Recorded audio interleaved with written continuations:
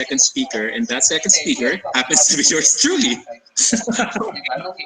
So I was given the task of talking about who's who among the Bosconians. Okay, so the notable Bosconians in the industry, or well, in society. And let me just this is the first time I'm going to present on Google Meet, so I'm not sure yet how to share the screen. Let me share.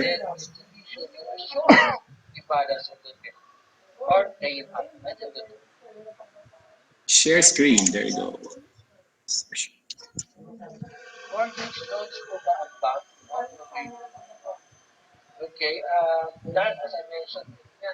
Okay, I think you guys can see this, right?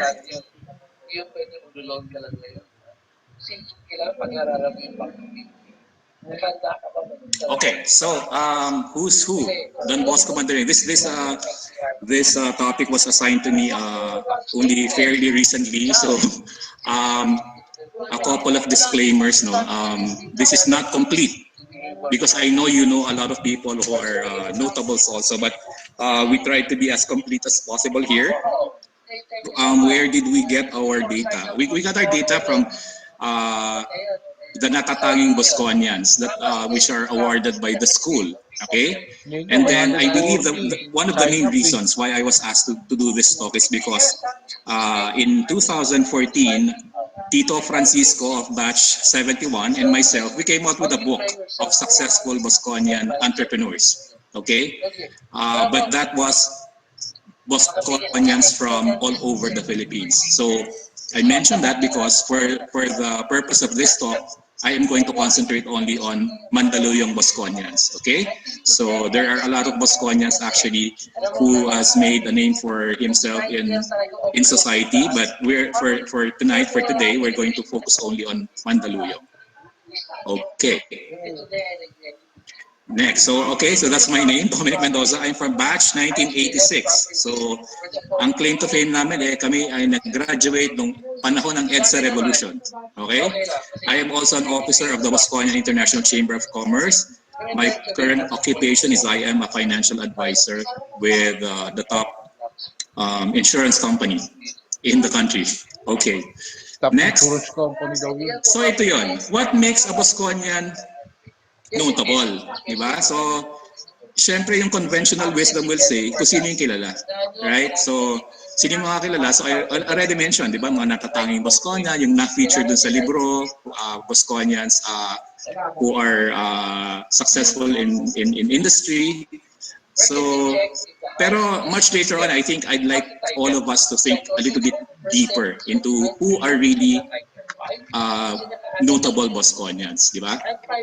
So, moving on. Sabi ni Don Bosco, di ba? Do your ordinary duties extraordinarily well. That's a hint already kasi that's where I'm going. But just to move on with the program kasi I'm sure many of you will be interested. I will start with natatanging Bosconian, the list of outstanding alumni that Don Bosco Mandaluyong, the school has recognized over the years.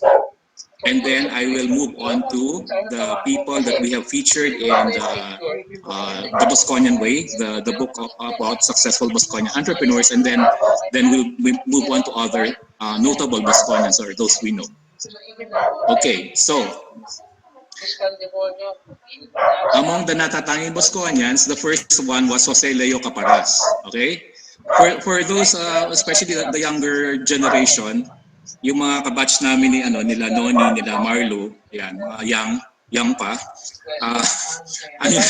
Si Mr. Leo Caparas, batch 63.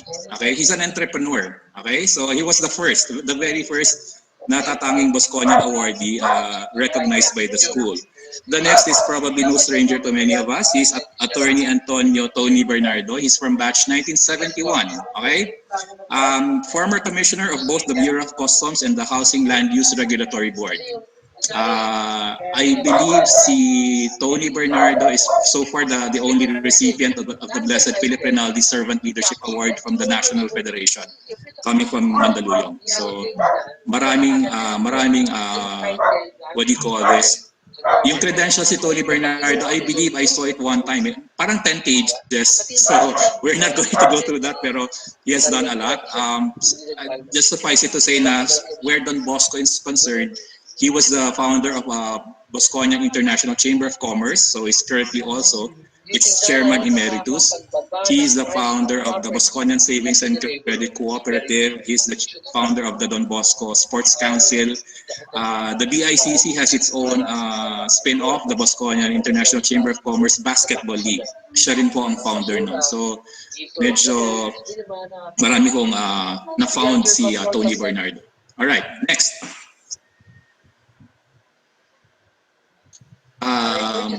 From batch 1964, Rico Bersamin.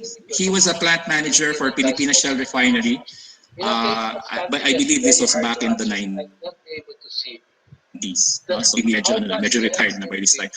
He's from batch 1964, Mr. Rico Bersamin. And then Major General Ponciano Pons Millena from batch 1960.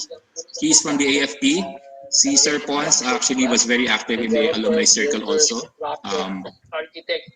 And then ito medyo he's in the news lately, especially this week. Honorable Benjamin Abalos, former mayor of Mandaluyong. Of course, a lot of people know the name Abalos because of his father, but also because of him serving as mayor of Mandaluyong City, but also as one-time congressman of this city. I think most of you already know that he was just recently appointed as the chairman of the MMDA, the Metro Manila Development Authority. So we have much to hope for in the development of Metro Manila with now chairman Benjamin Abalos, Ben-Hur Abalos actually, Ben-Hur Abalos on the seat. Okay, Mr. Teodoro Teddy Javier, also of 1960, ka-batch po ni Colonel Pons, is an entrepreneur. He's also a natatanging Bosconian awardee. And then former Finance Secretary Jose Isidro Camacho of batch 1972. Actually, ka-batch ni Father Chito. Si Father Chito lang went to the seminary na, but magka-batch po sila. Si Jose Isidro Camacho. One of the bright lights in government back in the kaninong government po to? GMA, I believe. Okay, the first GMA administration. Then there's also Dr. Vic Endriga of batch 1962. Okay, former treasurer and administrator of Quezon City. He is also an academician. So nagtuturo din si Dr. Vic Endriga. Another natatanging Bosconian is Raul Salceda. Very notable yung kanyang citation. He came from batch 1964, but Raul Salceda was actually the country developer of Habitat for Humanity for Laos. Okay, for Laos. So he was the country developer there. So very nice project. And then the late Alipio Al Fernandez of batch 1960 also. He's a former mayor of Dagupan City. He's also former commissioner of the Bureau of Immigration. Yan, si Sir Al. And then Mr. Paul Chan of 1962. So marami tayong representatives from 1960, 1962. Mr. Paul Chang used to be the principal education specialist of the Asian Development Bank. So another natatanging Bosconian. And then we have Dr. Bob Mirasol of batch 1975. Kabatch ito nila Sir Leo, who spoke earlier. He's an internist and endocrinologist. That's a mouthful. He's also a book author and the president of KSEM. He has a diabetes advocate. Okay? Yung health, yung against diabetes ito, hindi siya nag-advocate for diabetes. Okay, next. Next is from 1962, is the founder of Century Properties Group. Ito maraming hindi nakakaalam ito eh. But Ambassador Jose E.B. Antonio is actually founded the Century Properties Group in 1986. He is also in our book, The Bosconian Way, but I'll tell you guys more about it later. And then also the late Joey Velasco, grade school 1979. So he would have been high school 1983. He's a painter. Yung pinaka-popular yata niya yung hapag kainan, I think that's the name of the painting. So that's Joey Velasco, another natatanging Bosconian. And then now to round out the list, the last two that were awarded by the school, Engineer Jerry Villacorta of batch 1968. Actually, mahaba din ang resume ni Engineer Jerry Villacorta kasi he's an academician pero hindi lang sa Don Bosco, nagturo din siya sa University of Asia in the Pacific. He's a corporate executive, well-rounded individual from batch 1968. And then finally, the last natatanging Bosconian awardee of Don Bosco Mandaluyong is Dr. Chris Bernido of batch 73. He's a physicist, educator, and siguro ito yung very, very outstanding sa kanyang resume. He is a Ramon Magsaysay awardee. So I think, I believe he's the only Bosconian I know who is a Ramon Magsaysay awardee. So that's Dr. Chris Bernido. Okay, so now we'll go to the successful entrepreneurs that Tito Francisco and I wrote about in our book, The Bosconian Way, Success Stories in Business. And we're doing this alphabetically. Boy Alfelor of batch 1971 actually is the first Filipino employee of US-based SunPower. SunPower is the first solar power company in the Philippines. Okay, so si Boy Alfelor was the first Filipino employee of that company. So he built it with two other Americans, SunPower Philippines, back in, well, couple of decades ago in Laguna. But now SunPower is found in, I think, about 3 or 4 locations na rin. So they've expanded. Thanks in large part to the founders, including si Boy Alfelor. Okay? And then I mentioned kanina si Ambassador Joey Antonio. When we interviewed him, we asked him this question, why did you go into property? Then he said that he was reading, he was very fond of reading successful people in history. Successful people, the biographies of interesting and very successful people. And he found out that majority of them found their success in property. So he said that I think that all of us, whatever it is that we do, there is real estate involved, there is property involved. So that's how he found his success. So that was in 1986 when he started Century Properties. I believe Century Properties is also the only Filipino real estate developer that has a development in Manhattan in New York. Okay. Then there is Rolando Butch Conejos of high school batch 1984. Ito kabatch yata ito ni Marlo. Okay, si Butch actually right now is the head of Paymaya branch. Okay, so I'm pretty sure you guys know Paymaya. Yung kalaban ng Gcash. Okay, so but before this, Butch also was the one who largely responsible for expanding the business of USSC, yung connected dito sa Western Union. Okay. So that's Butch Conejos, 1984. Next, Dany De Jesus of high school 1972. Kanina sinasabi ni Father Chito na we Bosconians are taught to really be humble. Talaga naman, hindi naman talaga tayo maingay and all that. Dany De Jesus actually worked for several years for Philcom before founding Teltrends. It's an electronics communications supplier. Okay, so Teltrends, founded by Dany De Jesus, very quietly but very successfully. I wanted to tell you guys that when we started writing the book, si kami ni Tito Francisco had this parang standards that meron siyang standards na dapat ma-reach for you to qualify to be part of the book. So nandiyan yung dapat yung company was growing at least 10% for the last 3 years. That the capitalization of that company is at least 30 million and all that. So I'm pretty sure there are a lot of Bosconian entrepreneurs who are also successful, who are also good. But siguro one or two of the criteria lang did not pass. Then there is Carlos Charlie Fernando. I saw him earlier in this room. I don't know if he's still here.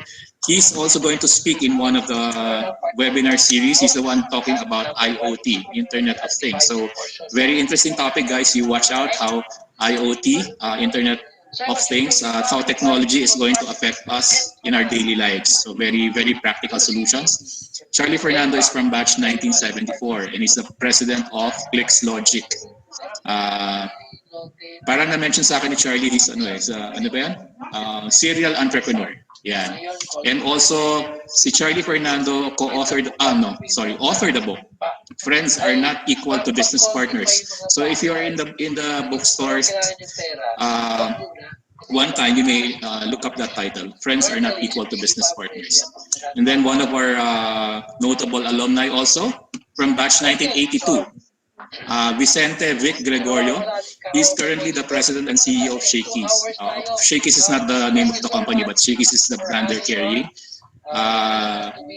Prior to the pandemic, just to let you guys know, si Vic Gregorio was responsible for the double-digit growth of Shakey's for, I think, about 15 consecutive years. I think that is a record in the Philippine restaurant industry. 15 consecutive years, at least. So that's Vic Gregorio. Next. I'd like to see all of you again. Sorry, did you find your Yes, yes, Marlo. So many family memories at Shakey's. Okay. The last Bosconian from Mandaluyong in our book is Gabriel Gary Pimentel. He's the managing director of ABS. Nothing to do with yung TV broadcast company. ABS Global. This is Asia Broadcast Satellite. So ABS Global Satellite Company. He's a former president of Alcatel. Guys, Alcatel is a European telecom company. Si Gary Pimentel is the first Filipino country manager of Alcatel because prior to that, puro foreigners yung nag-head ng Alcatel. So it's very what's quite notable among this, just to let you guys know, and I just run by very fast itong mga nasa libro namin ni Tito Francisco kasi ang dami talagang details. Siguro what is very enlightening and what's very refreshing, I think, even for Father Carmona, Father Chito to learn is that the likes of sila Gary Pimentel, yung values, yung Bosconian values, they're very adamant when they told us. Yung Bosconian values, they actually inculcate that in their workers, in their teams. So Butch Conejos, yan, sinabi niya yan. Yung being God-fearing, nandiyan yan sa qualities ng dapat nandiyan yan sa, how do you call that, sa values nung companies yung that they run. Okay? So yun yung something I found very, very good na Bosconians out in the field are still being Bosconians, okay? Not forgetting the Bosconian values. Okay, next, we go to other notable Bosconians. So, marami yan. So, siguro one of the most popular is Gregorio Gringo Onasan from 1965, high school 1965. Gringo Onasan used to be a senator and used to be a colonel in the Air Force, but now he's the secretary of the Department of Information and Communications Technology. Okay? Tapos, syempre, earlier he spoke, Dr. Benjamin Chipi Espiritu of 1970, former governor of Oriental Mindoro. This list, by the way, guys, is about those in public service or those who were in public service. So, Dr. Chipi Espiritu, mahaba yung kanyang resume, but I think I mentioned that already earlier. Honorable Rene Santa Maria used to be Vice Mayor of Mandaluyong City. Speaking of Vice Mayor, hindi na nailagay sa list na to si from batch 1996. Okay, the name escapes my memory right now. Memory gap. Pero I will get back later. Edward. Sorry, B-Boy, you know? Edward Bartolome. Right. Yan. Honorable Edward Bartolome used to be the Vice Mayor of Mandaluyong a few years ago lang. Ito lang last decade. Okay, Honorable Totoy Carino of batch 1972 used to be a congressman of Pasig. But right now he's a very successful entrepreneur. He used to be the head of Phil Realty. Okay? So maraming Bosconians talaga ang sikat pero hindi natin alam na Bosconian pala. Okay? Honorable Paul Chua, kabatch ni President Fletcher Aquino, is from batch 1985. He's currently the Assistant Secretary of the Department of Transportation. I believe he is the Director in charge of our train system, yung mga PNR and LRT. So, Paul Chua of batch 1985. And then from batch 1991, so far ito yung pinakabata sa list, is Vince Dizon, 1991. Hindi ko nag-get yung actual position niya, but he's with the current IATF, yung Interagency Task Force on this COVID pandemic of the government. Okay, so ayan, active. Ang mga active dyan sila Vince Dizon, si Paul Chua, si Secretary Onasan. They're actively in government right now.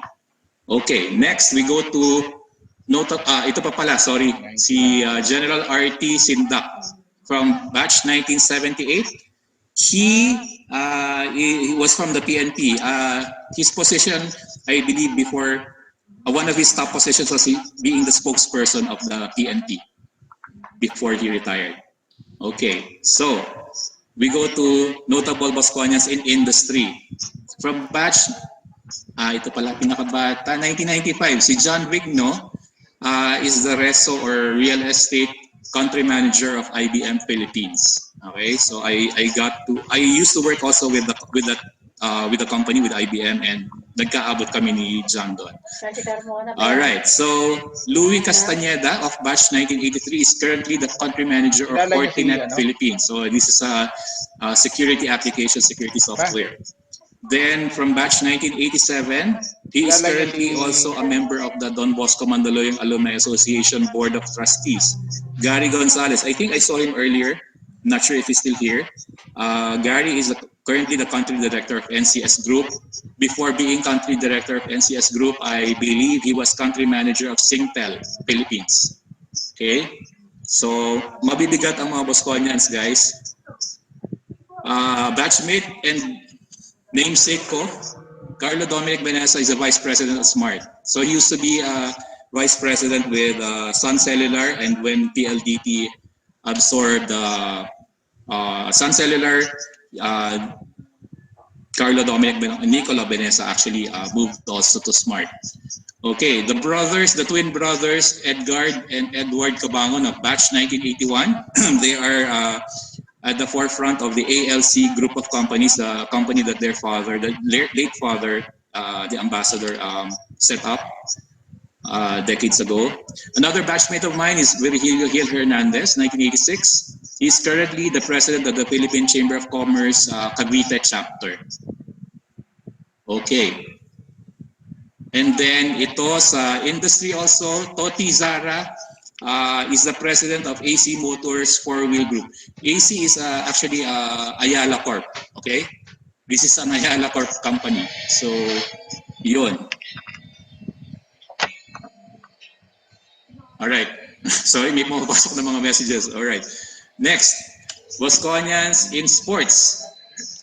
We all, for those of you who are playing basketball, of course, we all know Frankie Lim, 1976, former PBA player and champion coach of San Beda in the NCAA. Bert Onasan, the younger brother of Secretary Gringo, is actually from batch 1971 and he's Mr. Football. I believe he's a consultant of the Philippine Sports Commission right now. And then si Mark Tagiwa of currently the player of champion team Ginebra is actually did not graduate from grade school because his family moved to the US when he was in grade 3. Okay, pero I think he would have been batch 97 high school.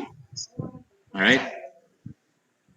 And then of course, kabatch ni Frankie Lim, si Aldo Perez, PBA player then, 1976. Mr. Narciso Bernardo was a basketball legend and an Olympian. I am just not sure about his batch here in Don Bosco. Okay. Meron pa tayong mga Bosconians, sino man nasa media. Okay. Manuel Quezon III. Yes. Ito ay kamag-anak ni President Quezon. So the third na to, the third. Manuel Quezon III graduated from our grade school. He's a writer and TV host. He's a columnist. He's an analyst. Paulo Alcazaren, 1971, he's a columnist. He's writing in, I believe, the Philippine Star. And he's writing about architecture. Okay? Michael Idioma, graduated of our college, ECE. He is in film. He's one of the top film editors in the country today. Multi-awarded too. And then, who will ever forget the late, great Francis Magalona, the king of rap? He's from batch 81. Just as an aside. Okay, thank you. Batch 83 grade school daw si Manuel Quezon III. Manuel Quezon III. Okay.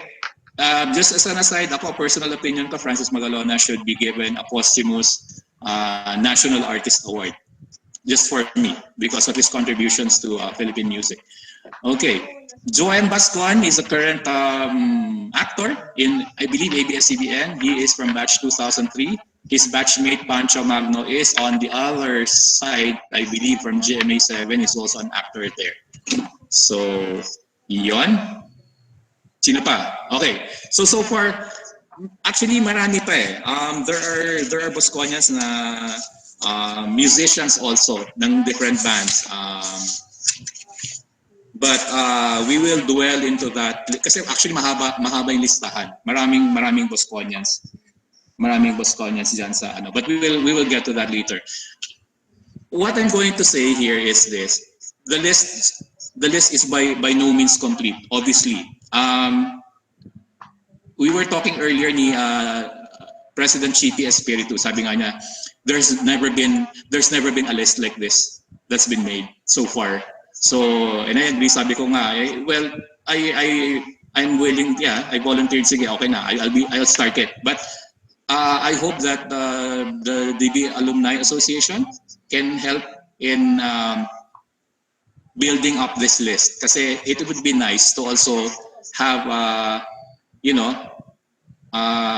verified list of accomplished Bosconians in the field. Ba? Okay, so I'm sure you guys, if you have suggestions, the chat box is here. Yung mga hindi natin na-mention, and there are many Bosconians out there. Baka you yourselves, okay? My next slide is actually this. Who is the real Huba among Bosconians? Kasi I think sila Father Chita, Father Carmona will agree with me. Kasi I started this presentation with a quote from St. John Bosco, di ba? Who sabi niya, do your ordinary duties extraordinarily well. I don't think we don't need all of that. Not all of us will have that kind of fame that the likes of sila Secretary o nakasan. Not all of us will have that kind of fame. Pero if we do our duties extraordinarily well, aren't we being real, heroic Bosconians, di ba? Yun eh. I think yun eh. I mean, sorry, medyo, it might sound cheesy or what, but I think that if we are just true to being who we are, like a lot of us, a lot of Bosconians, especially ito, nakikita ko sa screen kasi sila Fletch, sila Marlo. These guys are behind yung yung ventilator project. I think that's a very heroic project. And there are so many people behind that project. Si Engineer Romel Pasha is also one of them. Ang dami. Pero ano bang tawag natin doon? Unsung heroes? Kasi if we just do our duties extraordinarily well, iba yun yung yun yung that makes us among the who's who among Bosconians. Yung sabi nga ni Father Chito, kasi tayo we are humble, and that is true. That is true. We don't need to trumpet our accomplishments. It's just that the people that we mentioned here, syempre by nature of what they do, by nature of their profession, talaga naman kasing well, of course rin naman talaga. They're excellent in what they do, but it was a little bit I don't want to say easy pero I just want to say na because of what they do, because of their profession, I mean being secretary of, syempre kailangan may yun hindi naman mawawala yung publicity doon. But us as Bosconians, as ordinary Bosconians, I think that just doing our duties extraordinarily well, I believe we can be a who's who among the Bosconian circle. Okay? So, where to? Ayun nga, that's my proposal. This is the first time that we have gone through or actually come up with a presentation publicizing top Bosconians from Mandaluyong. Actually, may nag-contact sa akin na may mga Bosconians pa pero they're not from Mandaluyong. So sabi ko, let's table that for another time for Mandaluyong. Yun, so President Fletcher is here. Maybe ako I volunteer this list already. Of course, I did this list din naman partly with the help of B-Boy of Don Bosco Mandaluyong Alumni Association. So yun, where to, I think when we come up and solidify the people in this list, this is something that I think a lot of Bosconians will be proud of. Diba? Even Dr. Chippy Espiritu was saying it earlier kanina privately na sabi niya sana we can come up with this kind of project that para malaman din ng mga Bosconians, right? Okay, so thank you. I'm open now to questions, suggestions, and conjectures. Oh, but by the way, just the messenger, please do not kill the messenger. Let's go to since ako rin yung host, ako na magbabasa din ng nasa chat box. Marami na, okay?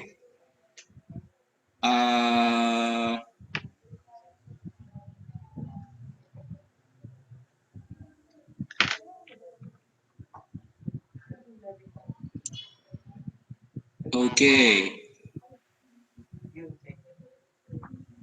Albert John Basilan, thank you for the correction. Secretary Onasan is an Army Colonel, not Air Force. Thank you. Armed Forces of the Philippines. I meant to say Armed Forces kasi. But thank you. Army Colonel si Secretary Gregorio Onasan. Jeff Bonifacio, imagine if solutions came to the Philippines before the American time, DB schools would be ahead of DLSU. DLSU, ADMU, UP, you name it. Mario, agree? Okay, and we would have more alumni. Okay. Marlo said, I used to work for NCS Singapore under Singtel Group in 2009 to 2012. All right. Fletcher Aquino says the exact position ni ASEC Paul Chua is Deputy Administrator Light Rail Transit Authority. Okay. Did not know that Manuel Quezon III is a Bosconian from Jeff. Yes, Jeff. Rex Mabunga. Oh yeah, he was the one who said batch 83. Hi Rex. Joey has a question. Sinong Joey to? Roderick Paulate, George Javier, Lou Truman, Veloso are Bosconians. Marlo, I don't know about Lou Truman, Veloso.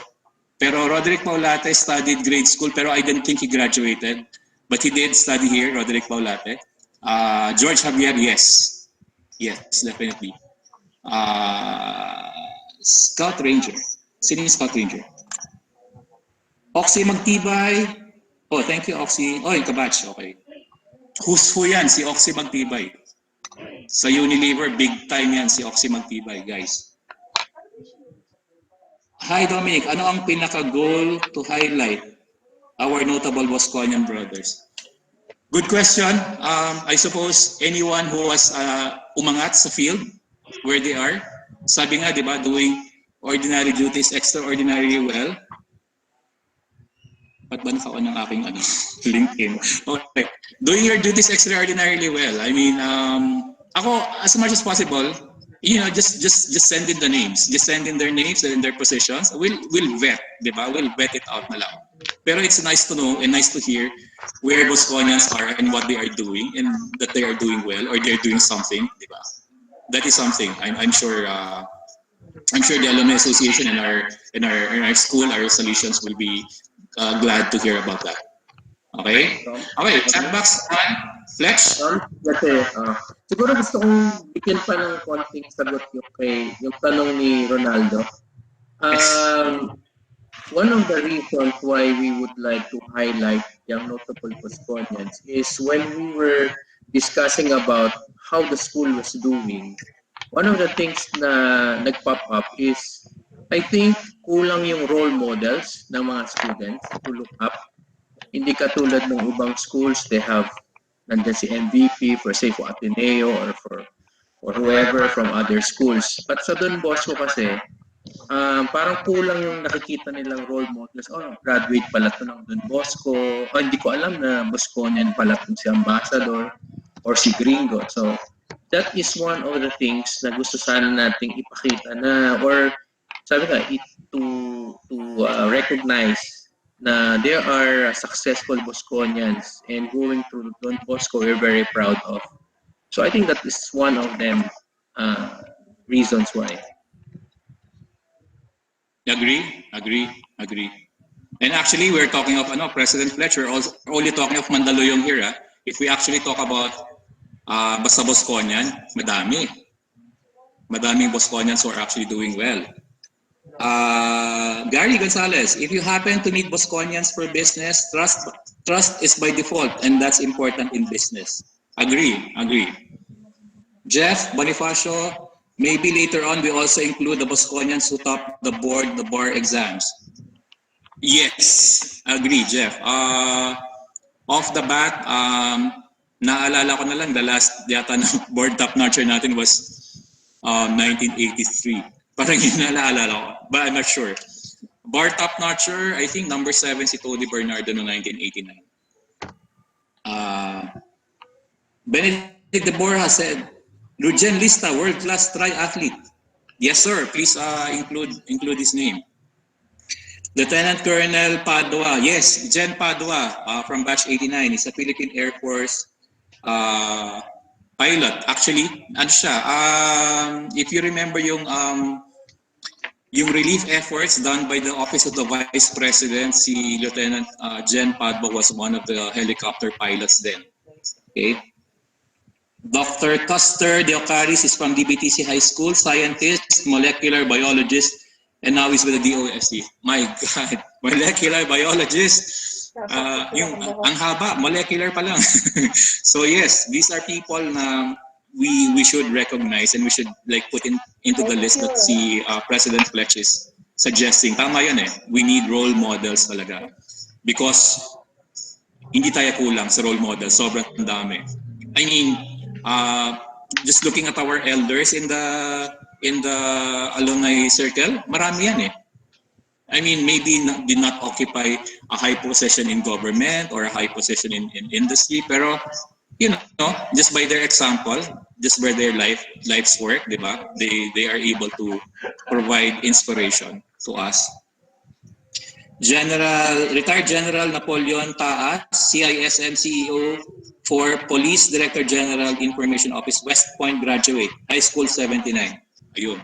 Thank you, Ed. Marami talaga ang High School 79, ano? Andiyan dyan galing si Chairman Abalos eh. Batch 1979. So yun. Marami. If you talk of Bosconians, even outside of Mandaluyong, madami yan. So one of the most notable si former BSP Governor Amando Tetanco, di ba? So one of the finest governors the BSP ever had. Ang kanyang citations are worldwide, hindi lang in the Philippines. So something to be proud of. Okay, any other questions, guys? Or comments, suggestions? Okay, so if there are no more comments, siguro to close this,